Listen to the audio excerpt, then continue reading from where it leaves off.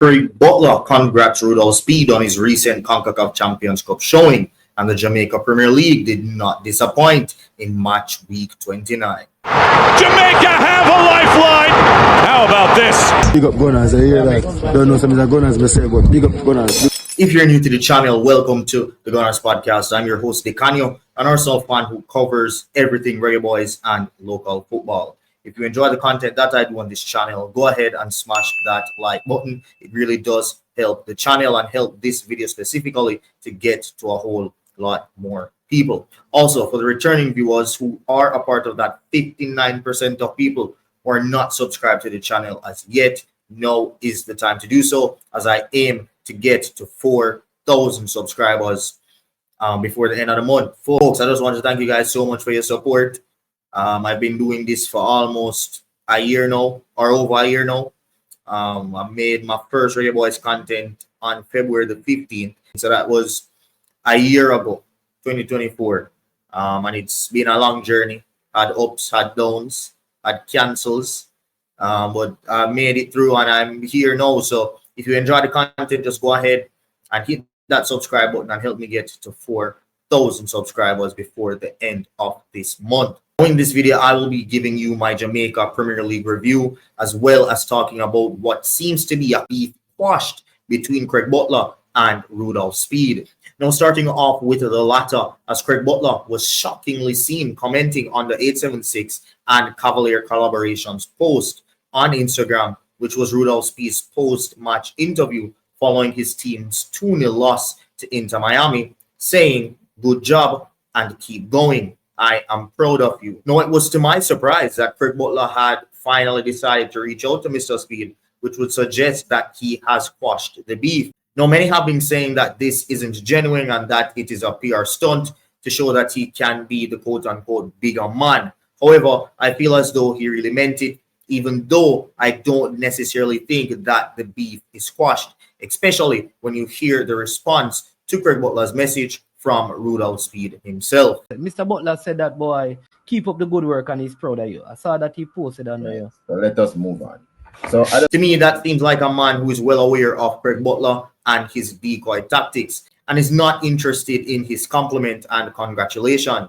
Rudolph Speid has made it clear in the past that this so-called beef is one-sided, as Craig Butler is the one that is always calling his name and he never responds or initiates to call Mr. Butler's name. When asked about the beef recently, Mr. Speid said that he does not have and has never had a beef issue or problem with Craig Butler.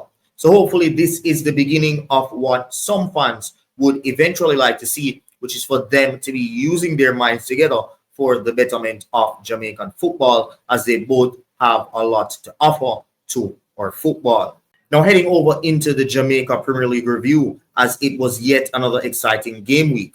Staying on Craig Butler, as his team Vere Phoenix won their foot of the table clash against Lion by 2-0 in a dominant display and a confident performance, which puts them in prime position to fight and escape relegation. That was made even more positive as Mobile United beat Chapelton Maroons 1-0, which means the relegation battle is definitely going to be between the three Clarendon teams.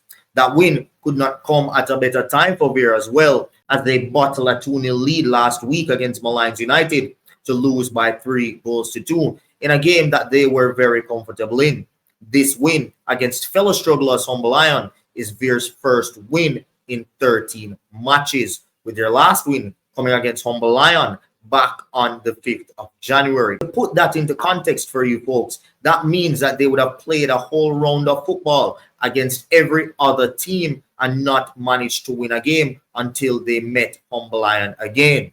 Honestly, that is really atrocious form, but it seems as if Craig Butler and co have finally had their cavalry. Personally, I do hope that they stay up, as having Craig Butler in this league is a benefit, especially for media representatives like myself, because whether they do good or bad, there's always something to talk about regarding them. So I really do wish them all the best. Now, in other games, Rudolph Speid and Cavalier managed to draw 1-1 at Drewsland, with Jalmar Calvin coming off the bench to bag his 13th goal of the season and Cavalier's equalizer, a result that Rudolph Speid would be content with, as he rested most of his players for the Inter Miami game on Thursday, while Waterhouse were left worried knowing that Racing United had a game in hand, which if they were to win would mean that Racing would kick them out of the top 6. These worries were amplified during the game between Racing and Arnett Garden as Racing took the lead twice, the second one being the uncontested goal of the season in the final few moments of the game from Javon Basco. However, Arnett Garden were gifted a late equalizer by a mistake through captain Markovich Brown after Kadeen Young failed to finish off the game for Racing United. In a game that ended 2-2 at the Jungle, that extends Racing's unbeaten run to 11 games in the league, winning 6 of those games. It seems certain that the top 6 will be between Racing and Waterhouse, with a game between them in the upcoming weeks seeming set to be the decider. So the entire league will be looking forward towards that. In other games, Mount Pleasant dispatched Dunbeholding by 3-0. Harborview and Moulins drew blank at the Harborview Mini Stadium, and Portmore United drew 1-1 courtesy of another free kick goal from Nikolai Fuller, the cousin of the late Luton Shelton, and Ricardo Fuller to snatch an equalizer for Tivoli against Portmore. Now, people, a whole lot of you guys might not like this, but I think Nikolai Fuller has everything it takes to make it at the top level and to make it professionally abroad in the sport. His technique is absolutely exceptional. When you see that guy kick a ball, when you see that guy take on players, I think in a better team, this guy would be the best player in this Premier League. And again, his technique and his quality, his ball striking ability, it is absolutely top-notch. He's able to take on players, use left foot or right foot, and it's very evident that he has the genes of Ricardo Fuller and Luton Shelton in his veins. So I don't know. I don't think Coach McClaren saw enough from him, even though he did have that assist. And he was called for that second game against Trinidad. He assisted the winner, right?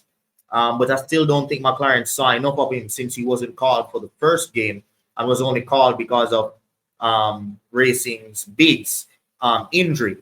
But however, I think this guy, Nikolai Fuller, is the best left winger in the league. In a better team, he would be giving better stats.